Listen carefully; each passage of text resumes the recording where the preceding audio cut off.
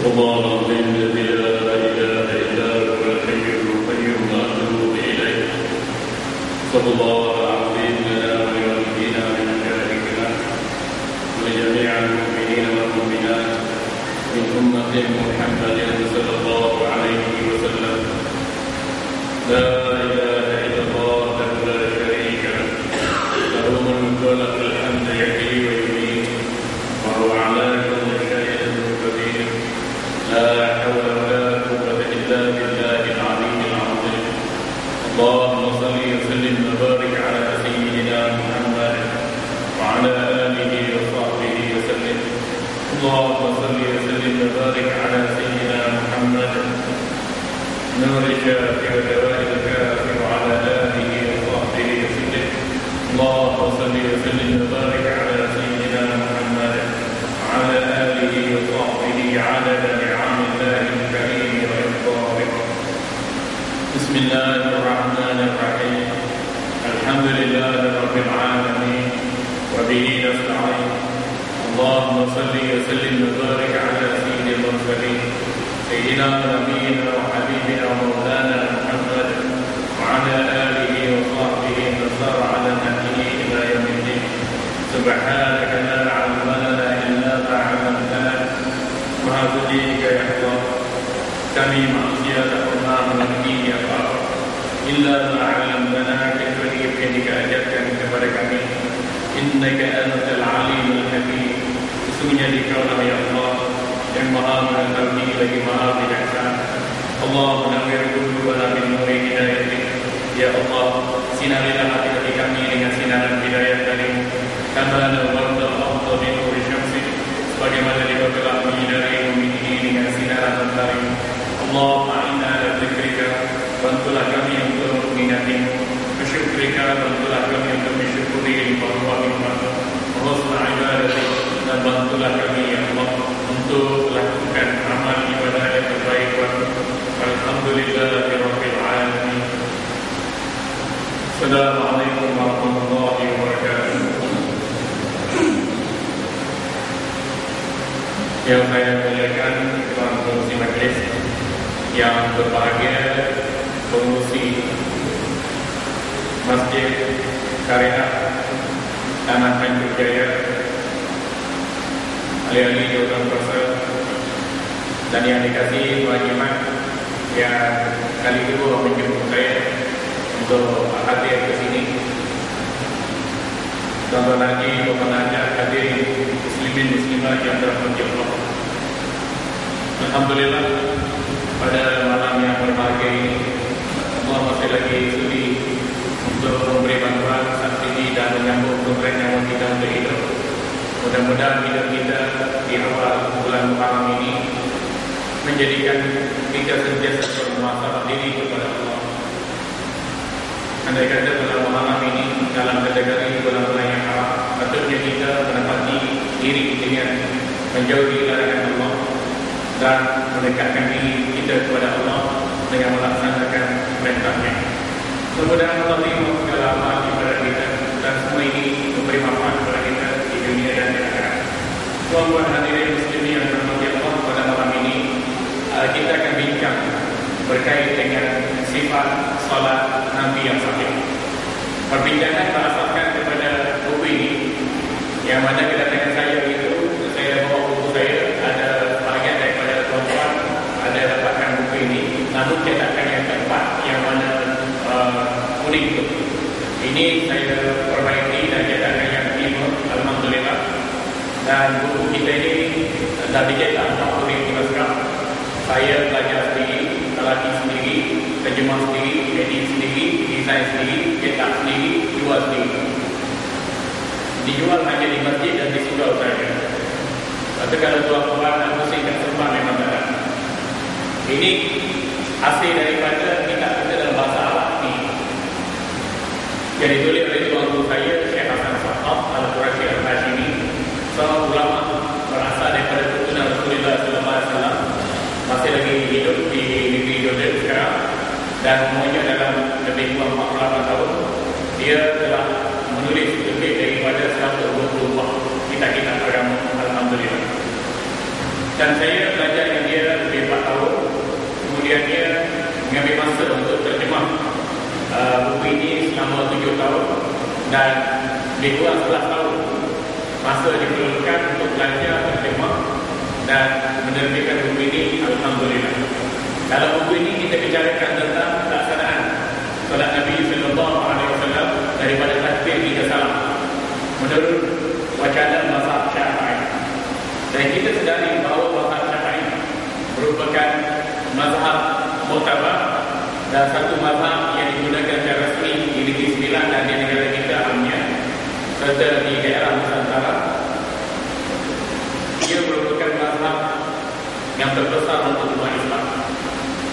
Kalau dulu kita belajar kitab Munir Soli, Sabil al-Muqtadi, Mat'an Badrain, atau Masail, atau Isyarul Afraq, atau kita naik kepada pembelajaran Fathul Mu'in, Syarh Fathul Mu'in, I'anatul Talibin. Naik lagi sedikit lagi kita akan belajar Muqti Muqtaj dari Imam Khatib Syarbini, dan hinggalah kepada kita-kita yang besar dalam mazhab Syafi'i. Jadi perbincangan kita tidak lagi daripada hidup kita mazhab Syafi'i, semuanya kita bawa dalam buku ini hampir 60 hadis. 60 hadis Nabi sallallahu alaihi wasallam yang berkaitan dengan pelaksanaan salat. Dan dalam buku ini kita klasifikasikan hadis berkenaan, ada hadis yang sahih, ada hadis yang hasan, dan ada hadis yang dhaif. Dan kita juga membuat penelitian kepada hadis yang terlalu sahih dan juga hadis-hadis yang maudhu' yang digunakan dalil atau ajakan bagi setengah orang yang cuba mencampur adukkan kesahihan dengan kebatilan, khususnya dalam pelaksanaan salat. Tuan-tuan hadirin yang dirahmati Allah, kita bersedar bahawasanya bila kita membicarakan tentang salat, kita perlu jelas dengan tajuk yang kita nak bincangkan. Tajuk kita pada malam ini, sifat salat Nabi yang sahih. Kemudiannya, marilah kita melihat beberapa ciri yang menjadikan solat kita solat berkualitas.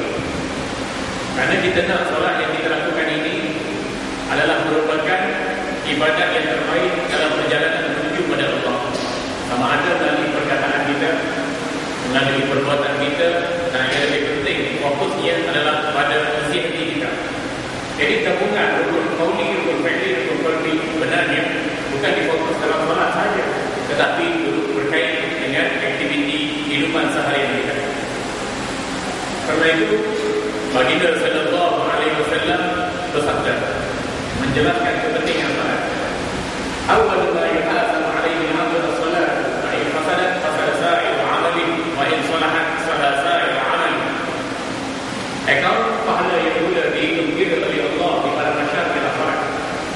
Jikalau salat yang dilakukan oleh seorang itu sempurna, dia akan menyempurnakan pahala ibadat yang lain. Namun jikalau ibadat salat yang dilakukan seorang itu rosak dan buruk, dia akan merosakkan ibadat pahala yang lain. Hadis sahih ini menjelaskan kepada kita tentang keutamaan dan kepentingan salat. Maknanya, kalau salat betul-betul perkataan kita, perbuatan kita, isi hati, tabiat dan sikap kita. Kalau salat tak betul cara hidup kita di dunia.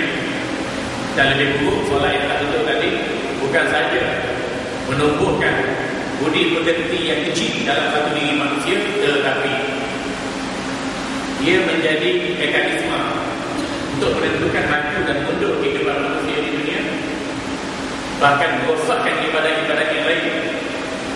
Serta di akhirat kita disediakan azab besar. Tuan-tuan hadirin muslimin yang dirahmati Allah, dalam hadis yang lain Nabi sallallahu alaihi wasallam bersabda, "Man hafaza 'ala salawat al-khams bi ikmali tuhuriha wa mawaqitiha, kanat lahu nuran wa burhanan yawm al-qiyamah, wa man dayya'aha bushira ma'a fir'aun wa haman." Maksudnya, barang sesiapa yang menjaga pelaksanaan salat 5 waktu dengan menyempurnakan wuduknya dan menjaga batasan waktunya, dia dibangkitkan oleh Allah di akhirat nanti dalam keadaan wajahnya bercerai, dan Allah akan akan memberi bukti yang jelas ke atasnya. Dan barang sesiapa yang mencuaikan pelaksanaan solat di pada masa nanti, dia akan dihalau bersama-sama dengan Fir'aun dan Haman dan pemimpin jahiliyah yang lain. Hadis ini menjelaskan pada kita tentang kepentingan solat yang boleh memberi kejayaan dan kebahagiaan hidup dunia dan akhirat. Tuan-tuan hadirin muslimin yang dirahmati Allah, dalam membicarakan tentang solat, umumnya kita perlu jelas dengan syarat sah solat. Syarat sah solat adalah suatu syarat yang telah digariskan oleh ulama dalam menentukan solat seseorang sama ada sah diterima atau ditolak. Jadi kita perlu tahu beberapa syarat sah yang berkait dengan pelaksanaan solat belum kita menunaikan solat. Dan perkara yang paling penting dalam solat ialah rukun solat. Kalau kita tengok dalam kitab-kitab mazhab kita, mazhab Syafi'i, daripada kita kita sudah ada kitab besar. Rukun solat itu ada 13. Bermula dengan berdiri tegak, niat, takbiratul ihram, baca Fatihah, kemudian rukuk tamadinah, i'tidal tamadinah, kemudian sujud dan tamadinah, bangkit daripada sujud yang pertama, duduk antara dua sujud tamadinah, kemudian sujud yang kedua tamadinah, kemudian bangkit pula dan disusuli dengan duduk pada tahiyat akhir, tasyahud, berselawat dan memberi salam. Rukun yang ke-13 adalah tasbih. Itu yang biasa kita dapati dalam kitab-kitab yang disampaikan oleh para alim ulama kita. Alhamdulillah. Namun begitu, dalam pelaksanaan rukun ini mesti difahami satu persatu. Kerana bila ada kesilapan pada pelaksanaan rukun salat, maka salat kita adalah dikira tidak sah. Terutamanya berkait dengan tamadinah. Jadi kita tahu dalam pelaksanaan rukun ini ada 4 rukun yang wajib kita sertakan dengan tamadinah. Yang pertamanya ketika rukuk mesti ada tamadinah dalam rukuk. Dan minimal tamadinah dalam rukuk kalau nak dihitung kira dengan sebutan, kita menyebut dengan lafaz subhanallah paling minimal. Kalau nak kira dengan tempoh masa mesti 2 second, 2 saat paling minimal. Manakala maksimal tiada batasan.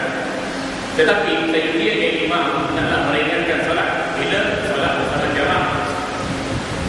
Terusnya rukun yang kedua yang perlu disertakan dengan tamadinah juga ialah i'tidal. Mesti kita berdiri tegak setelah bangkit daripada rukuk, paling minimal pun 2 saat. Atau sekadar kita baca Rabbana walakal hamd. Kemudian rukun yang ketiga yang wajib menyertai tamadinah ialah sujud. Dalam sujud mesti kita mempunyai tempoh bertenang paling minimal pun 2 saat dari sujud jangka masanya, dan dari sudut sebutan kita sebut subhanallah. Begitu juga rukun yang terakhir yang patut yang tadi dengan tamadinah ialah duduk antara 2 sujud. Tuan-tuan hadirin muslimin yang dirahmati Allah, bila kita mengambil berat tentang rukun, solat kita alhamdulillah dikira sebagai solat yang sah. Manakala kecuaian dalam pelaksanaan tentang rukun menjadikan solat semua itu solat yang besar, yang batil, yang kemungkinan tidak terpakai sama sekali. Tuan-tuan hadirin yang dirahmati Allah, kita juga perlu jelas dengan beberapa amalan sunat dalam salat, sama ada sunat hayat ataupun sunat amal. Sunat hayat kita ada banyak mengikut posisi kedudukan masa dan keadaan. Manakala sunat amal nanti kita akan sebutkan di antaranya. InsyaAllah di antaranya kita baca dulu. Di antaranya ialah tahiyat awal. Itu merupakan kategori sunat amal, dan kalau kita terlupa meninggalkannya, maka kita disunatkan untuk bersujud sahwi. Manakala sunat ayat tidak perlu untuk kita melaksanakan sujud sahwi jika terlupa melaksanakannya. Dan kita juga dalam memastikan salat berkualiti harus mengambil kira salah-salah yang membatalkan salat, sama ada lebih daripada perkataan kita maupun perbuatan kita ataupun amalan hati kita. Dan di peringkat penambahbaikan kualiti pada salat kita perlu tahu bagaimana caranya untuk menjaga khusyuk dalam salat. Yang ini memberi sepenuh tumpuan dalam pelaksanaan salat. Bagaimana firman Allah Bismillahirrahmanirrahim. Qad aflahal mu'minun alladzina hum fi salatihim khashi'un. Maksudnya sesungguhnya telah berjaya orang yang beriman itu, yaitu mereka yang mereka salat dengan sepenuh khusyuk. Khusyuk di sini yang diuraikan oleh ulama ialah dengan menggabungkan 3 rukun utama. Dari sudut perkataan, mana kita baca, kita ucap, kita faham. Itu kunci yang pertama. Yang kedua, pada kita memberi tumpuan kepada perkara-perkara yang berkait dengan solat. Yang ketiga, hati kita juga turut memberi tumpuan. Apabila mulut membaca, telinga mendengar, akal memahami, kefahaman yang ada pada akal menghantar isyarat pada hati dan hati merasai. Jadi bila kita mampu menggabungkan tiga rukun qauli, rukun fi'li, rukun qalbi ini, inilah yang dikatakan oleh ulama khusyuk, yang merangkumi khusyuk secara zahir maupun khusyuk secara batin. Tapi sayang sekali, kebanyakannya daripada kita solat, tapi mereka tidak perhatikan syarat wajib atau rukun atau bacaan-bacaan tertentu.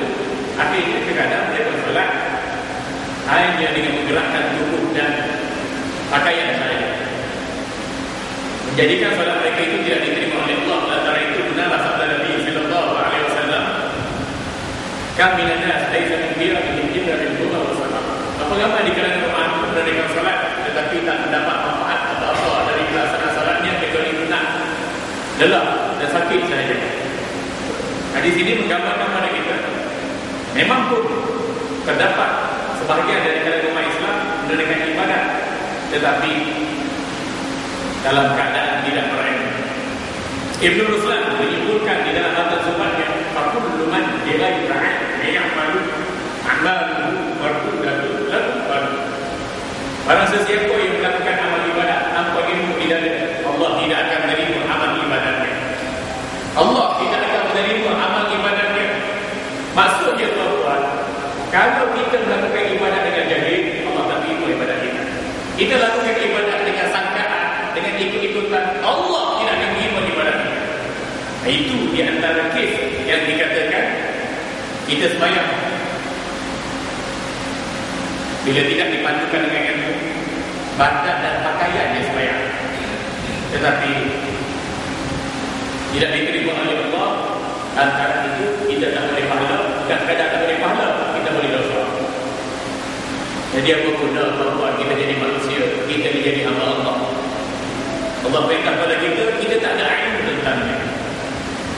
Jadi ibadat kita juga tak bermanfaat. Sebenarnya dengan mengajar tuan-tuan, kita buat ibadat renung pada badan sendiri, renung pada hati sendiri, renung pada sikap sendiri. Bukan buat ibadat syok sendiri, tak. Buat ibadat renung pada diri sendiri, sikap kita, tabiat kita. Boleh nak cakap dengan hijrah maghrib sampai isyak, habis subuh boleh. Tapi buat ibadat, tanya diri sendiri, apa manfaat di sebalik ibadat yang kita buat, khususnya yang berkait dengan solat. Tuan-tuan hadirin muslimin yang dirahmati Allah, bila kita tahu ramai yang sembahyang tapi tak dapat manfaat daripada sembahyangnya, kecuali benar letih, lelah, sakit saja, maka tibalah masanya untuk kita tunaikan salat dengan sempurna. Bagaimana baginda sallallahu alaihi wasallam bersabda, "Sallu kama ra'aytumuni usolli." Tunaikanlah salat sebagaimana kamu melihat aku salat. Hadis riwayat Bukhari dan lain. Hadis ini baginda tunjukkan pada barisan sahabat. Karena sahabat baginda radhiyallahu alaihi majma'in yang hidup di zaman Rasulullah sempat melihat ibadat Rasulullah dengan mata kepala mereka. Jadi baginda sebut, "Wahai sahabatku, tunaikanlah salatmu sebagaimana kamu melihat aku salat." Kemudian para sahabat pula mengajarkan ciri-ciri salat Nabi yang sahih pada tabi'in, diajarkan pada tabi'in, diajarkan pada generasi ulama, akhir kali sampai ke zaman kita. Seolah-olah baginda mengatakan pada kita, "Sallu kama 'allamani." Tunaikanlah salat sebagaimana aku mengajarkan kepadamu. Jadi kita tak sempat lihat Rasulullah SAW salat, kita tak sempat pelajari Rasulullah SAW, tetapi kita sempat mempelajari fakta, dalil, hujah yang berkaitan dengan pelaksanaan salat dengan para ulama. Ini juga menepati dalam hadis al-ulama warasatul anbiya. Ulama itu merupakan pewaris para nabi. Jadi tuan-tuan, kalau kita tidak belajar tentang solat melalui kitab para ahli ulama dengan bimbingan para ahli ulama membahaskan permasalahan yang berkaitan dengan rukunnya, dengan syarat sahnya, perkara yang membatalkannya, perkara yang boleh memberi tambahan pahala kepada kita dengan melakukan sunat, sampai bila kita tak mendapat manfaat daripada solat. Kadang dalam masyarakat kita, dia belajar sembahyang ni masa sekolah rendah. Sekolah rendah tu dia straight forward pada zaman tua. Sikit. Kadang kita belajar solat ni masa sekolah menengah. Masa sekolah menengah, tengah-tengah gangkat, tengah-tengah pening, tengah-tengah nak kenal dunia. Itu dia forward pada zaman tua. Kadang-kadang kita belajar bab solat ni adalah kereta. Hari kita tengok dalam televisyen sikit-sikit, atau kita baca sikit-sikit, atau kita ikut sikit-sikit orang tua kita. Jangan tuan-tuan, itu tidak menjamin. Baliknya pendedahan secara formal. Ada guru, ada kitab, ada bimbingan para ahli ulama. Kita tanyakan sesuatu permasalahan tentang solat pada mereka. Mereka akan beri penjelasan dan penyelesaian yang terbaik untuk kita, insya-Allah. Tuan-tuan hadirin muslimin yang dirahmati Allah. Sifat solat yang sahih maksudnya adalah pelaksanaan solat yang dilakukan Nabi sallallahu alaihi wasallam diamalkan oleh para sahabat, tabi'in dan ulama hingga hari kiamat. Yang sahih bermaksud sumber yang tertib. Maknanya hujah kita yang pertama sekali Al-Quran. Hujah kita yang kedua hadis. Hujah kita yang ketiga al-ijma', kesepakatan ulama. Hujah kita yang keempat ialah al-aql ataupun al-qiyas. Yang kita katakan sahih ini inilah hujah kita secara tertib. Al-Quran, As-Sunnah, Ijma' dan Qiyas. Yang kedua, bila kita katakan yang sahih, masuk dalil yang benar. Mana dalil bukan semua dalil. Ada dalil yang benar, ada dalil yang benar tetapi diletak pada tempat yang tidak benar. Khususnya orang malas sembahyang, orang malas solat. Dia kata, aku malas solat. Sebab solat tu jadi gala-gala. Dia bawa hadis, dia bawa ayat. Fawailul lil muslimin. Allah sebut pelaka bagi orang lain sembahyang. Sembahyang pelaka, tak sembahyang pelaka. Baik, kita sembahyang. Alati tak nak Nabi Muhammad tapi pelaka. Sebab Allah sebut pelaka. Kita jawab balik, ayat ni betul, tapi dia letak tempat yang salah. Ini kaedah pentafsiran ayat dengan ayat. Dibaca ayat tak habis, jadi hujah. Mana boleh? Kita baca ayat tak habis. Fawailul lil muslimin. Allazina hum an salatihim sahun. Celakalah bagi mereka yang solat. Yang mana? Allazina hum yura'un wa yamna'un al-ma'. Allazina hum an salatihim sahun, mereka yang lalai dalam solat mereka. Solat lalai. Dalam solat lalai, di luar solat pun lalai. Orang ini celaka. Yang kedua kata Allah, allazina hum yura'un. Mereka tunaikan solat untuk menunjuk kepada manusia. Celaka juga. Dua kali celaka. Wa yamna'un al-ma'un. Dan jenis celaka yang ketiga ialah menunaikan solat tetapi menegah orang baik dari melakukan kebaikan. Dia sembahyang tapi tak boleh nak buat baik. Bila orang nak buat baik, banyaklah sungai, banyaklah dia kritik. Bila orang suruh dia buat baik, lembut dan jahanam. Inilah ciri-ciri manusia yang celaka hidup dia. Jadi masalah malas solat tadi, dia digunakan dalil itu betul, tapi diletak pada tempat yang salah. Bila kita akan tengok beberapa kes yang berkaitan, insya-Allah. Bila kita sebut sifat solat Nabi yang sahih melalui buku ini, dia juga merujuk pada pandangan terkuat ulama. Sungguh pun kita berpegang pada mazhab Syafi'i, kita mengambil pandangan yang muktamad dalam mazhab Syafi'i. Puan-puan boleh rujuk pada Jabatan Mufti. Di Jabatan Mufti mana-mana sekalipun, termasuk Negeri Sembilan, semua fatwa haruslah berdasarkan kepada pandangan muktamad dalam mazhab Syafi'i. Jika tidak ada, maka boleh dirujuk pada pandangan kedua, ketiga dalam mazhab Syafi'i. Kalau tidak ada dalam lingkungan pandangan mazhab Syafi'i, boleh dirujuk pada pandangan mazhab muktabar yang lain seperti Hanafi, Maliki, Hambali. Alhamdulillah. Inilah disiplin yang kita amalkan dalam proses pengurusan al-Iman Islam di Malaysia. Jadi bicara kita memberi fokus pada pandangan terkuat ulama. Ada pandangan-pandangan ulama, namun untuk kita lakukan ibadat yang sahih, yang sempurna ini, kita berpegang kepada pandangan terkuat para alim ulama. Tuan-tuan hadirin yang dirahmati Allah, ibadat atau apa saja yang kita lakukan sepatutnya mempunyai sasaran. Kerana apabila kita gagal melakukan dengan baik, bahkan ada yang kesilapan dan kesalahan, kita terpaksa membayar sesuatu kesalahan kita dengan harga yang mahal, termasuk bunganya sekali. Jadi saya sekali lagi menyeru diri saya dan tuan-tuan, sebenarnya dengan mahal hijrah ini, masa untuk kita berubah, yakni menambah baik nilai ibadat yang kita lakukan, khususnya ibadat yang paling eksklusif, iaitu solat. Tunaikanlah solat dengan lengkap dan sempurna sebelum masa kematian kita tiba. Tuan-tuan hadirin muslimin yang dirahmati Allah, lepas tu kita berdoa. Kalau kita sembahyang, kalau kita solat, baca Quran betul lah mulut kita, lidah kita, liur kita, suara kita. Susah kita nak menipu, nak mencaci, nak mencaruk, nak mengumpat, nak menggigil orang lain. Kerana lidah ni, liur ni, anak tekak ni, suara ni yang memuji Allah, yang membaca ayat-ayat Allah, dan mustahil boleh kita katakan agak berat untuk lidah yang sama, mulut yang sama melakukan sesuatu perkataan, ucapan yang bertentangan dengan perintah Allah. Begitu juga kita tengok mata, tangan, telinga, kaki, kulit, kemaluan, hati, jasad, roh kita yang kita gunakan untuk Allahu Akbar, Sami Allahu liman hamidah, Allahu Akbar, Allahu Akbar, la ilaha illallah, Muhammadur Rasulullah. Pada ini juga kita gunakan untuk kegiatan ekonomi, kegiatan politik, kegiatan sosial, bersukan, berhibur, apa semua sekali. Hati kita, hati yang sama kita gunakan dalam solat. Kenapa tidak ada transformasi hati ini bila kita berada di luar solat? Jadi hijrah satu transformasi. Apa yang kita lakukan dalam solat sepatutnya diterjemahkan di luar solat.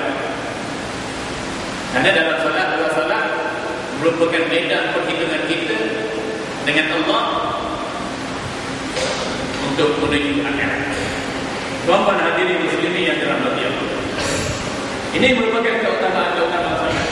Solat ini tuan-tuan ringkasnya urus niaga kita yang paling utama dengan Allah. Tidak ada urus niaga yang paling hebat lepas daripada mengucap 2 kalimah syahadat. Urus niaga kita yang paling utama ialah solat 5 waktu. Nabi sallallahu alaihi wasallam pernah bertanya, ya Rasulullah, ayat amal afdal? Faqala as-salat ala waqtiha, aw fi riwayatin as-salat ala niqatiha. Ibnu Mas'ud pernah menanyakan baginda sallallahu alaihi wasallam, wahai Rasulullah, apakah aktiviti hidup yang paling baik? Baginda sallallahu alaihi wasallam bersabda, tunaikanlah solat di awal waktu. Dalam hadis yang lain, baginda sallallahu alaihi wasallam pernah ditanya, ya Rasulullah, ayat amal afdal? Faqala al-iman billahi wa rasulih, summa ay faqala as-salat ala waqtiha, summa ay faqala birrul walidain, summa ay faqala al-jihad fi sabilillah. Wahai Rasulullah, apakah aktiviti hidup yang paling baik? Baginda sallallahu alaihi wasallam menjawab, kamu beriman dengan Allah dan Rasulnya. Apakah lagi wahai Rasulullah aktiviti hidup yang paling baik? Kamu menunaikan salat di awal waktunya. Apakah lagi wahai Rasulullah yang paling baik? Kamu melakukan kebaikan kepada kedua ibu bapa kamu. Apakah lagi wahai Rasulullah yang paling baik? Kamu gunakan masa, tenaga, harta benda dan jiwa raga kamu untuk berjuang di jalan Allah.